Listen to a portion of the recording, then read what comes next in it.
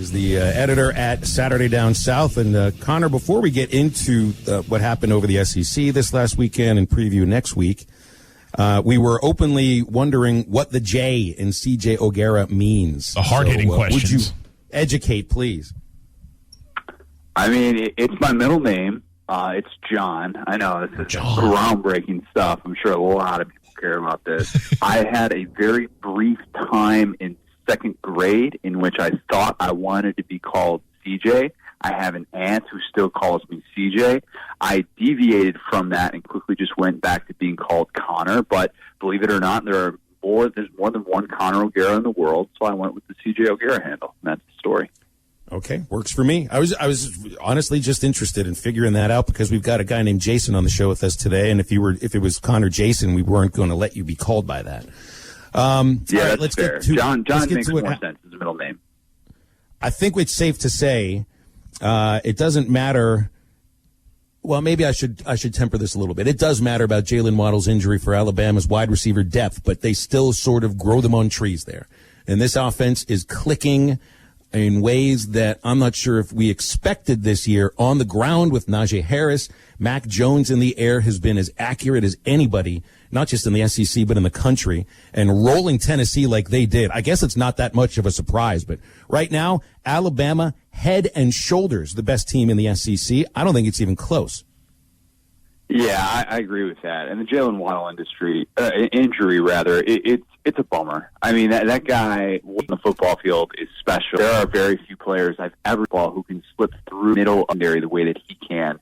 It no doubt limits what they could potentially do as an offense in a game against a team like Clemson or Ohio State.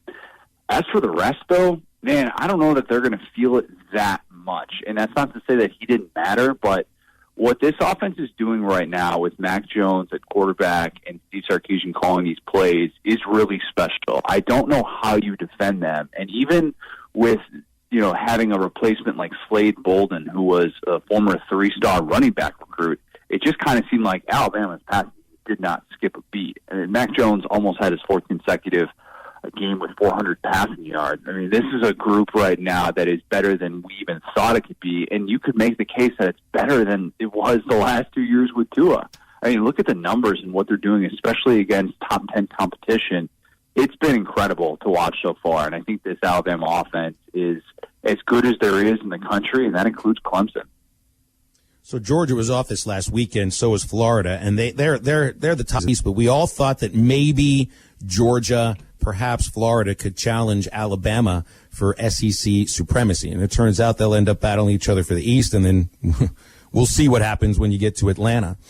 But the SEC East just seems very mediocre right now. Like, you don't know what you're going to get week by week from any of these teams. And maybe that also includes Georgia. And as of right now, you got to wonder, how long does Stetson Bennett hold on to the quarterback position, right?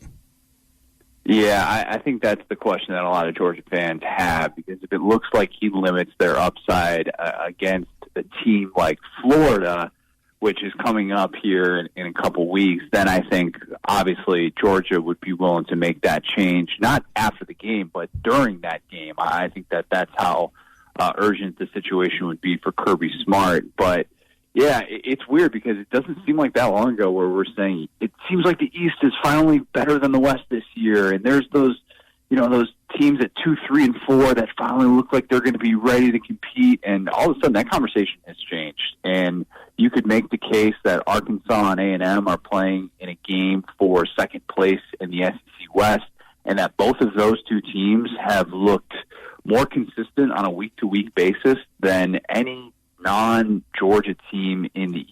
And that's a surprising thing to say. We'll see how that plays out, because Florida has a very telling 3 weeks coming up, including that game against Arkansas. But I just think that we have definitely shifted the way that we view the East. And a lot of it feels like it falls on the shoulders of Tennessee, losing 3 straight games by a very wide margin, might I add.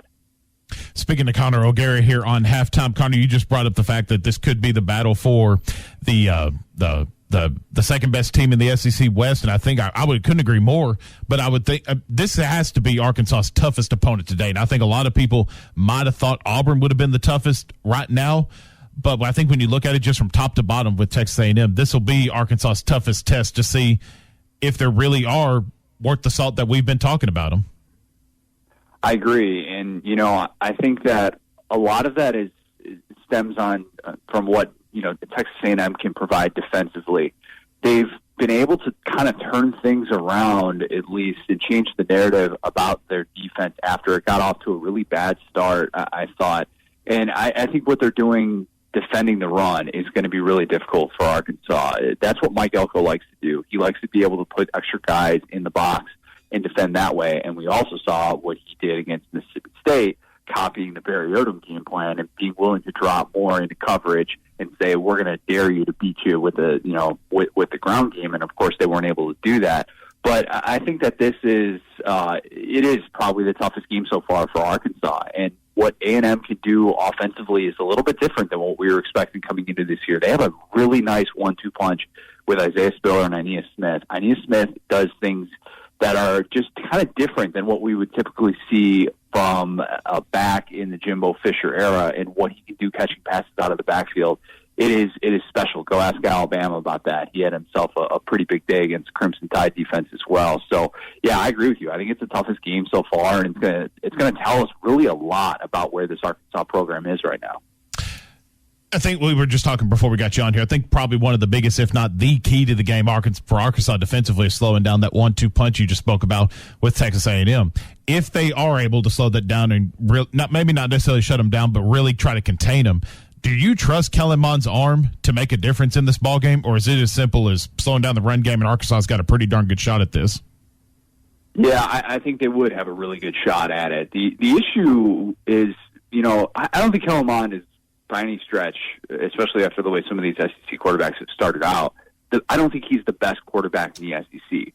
I do, however, think that he has the most ways to beat you of any quarterback in the SEC. And what Kellen Mond can do with his legs when the passing game isn't working is definitely something that Arkansas has to be ready for. And I'm sure Barry Odom has watched his fair share of film against Kellen Mond and what teams have done successfully to prevent him from really getting going, because we've even seen him flash that ability against Alabama, where he can get into the open field and he can make people miss.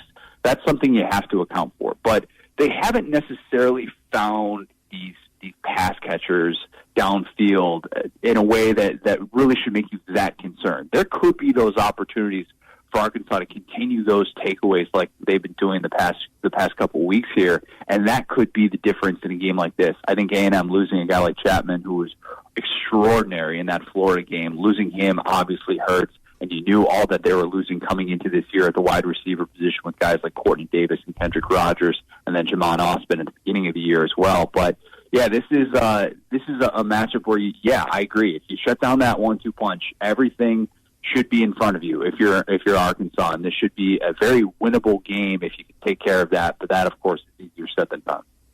So Arkansas's opponent after A&M is Tennessee. They are off this week. There's no team in college football that needs a bye week more than the University of Tennessee. They've been outscored 109-24 in the last 10 quarters, and they've turned into Connor, the Texas of the SEC, always claiming back early in the season and then shown otherwise. I don't think Jeremy Pruitt fired any coaches in the middle of this game, but he doesn't have many more scapegoats to lay it on.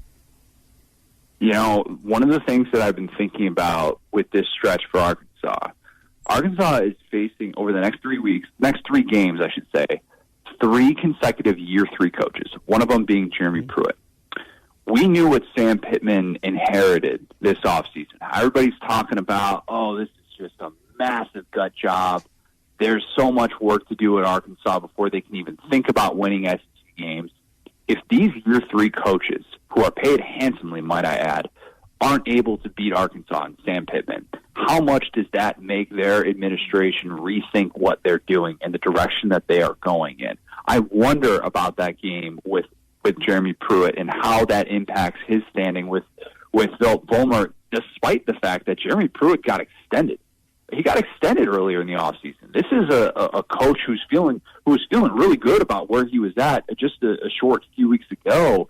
And this is a team that's reeling right now. And offensively, they're not even willing to test out those answers because Jeremy Pruitt insists on starting Jared Garantano, which in my opinion is a losing option at this point. And if that's what still what he wants to do against Arkansas can feast on that. But this is going to be really telling. I think I'm very interested to see the way that Sam Pittman kind of, impact the way that these other programs are thinking about their head coaches in year 3, when a lot of them, all 3 of them, I would say, Jimbo Fisher, Dan Mullen, and Jeremy Pruitt, all had very big expectations coming into this year. Yeah. Hey, last thing. This is a day for all Southerners to be proud. And you know that we like to talk food every once in a while. Today is National Chicken Fried Steak Day, which is different than National Country Fried Steak Day. So do you have a favorite place to go? And as just like me, a transplanted northerner to the South, is this your favorite food that you didn't get up north? I'll say it in Spanish. No. Is that bad? Is that really bad? I mean, I can't say I've ever craved a chicken fried steak. And if that makes me a true Yankee, I'm sorry.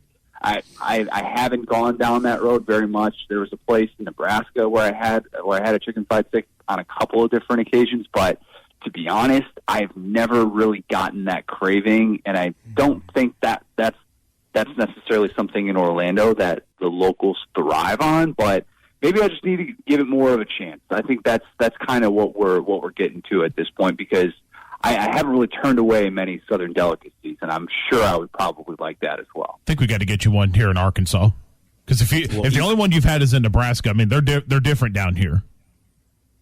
Yeah, that's fair. That's fair. I'll you know what? I'll get on that soon. I promise. I still have a lot of things left to eat. In my time in the South. Although Orlando really is the South, it's kind of a bubble over this entire city that prevents it from being part of the region.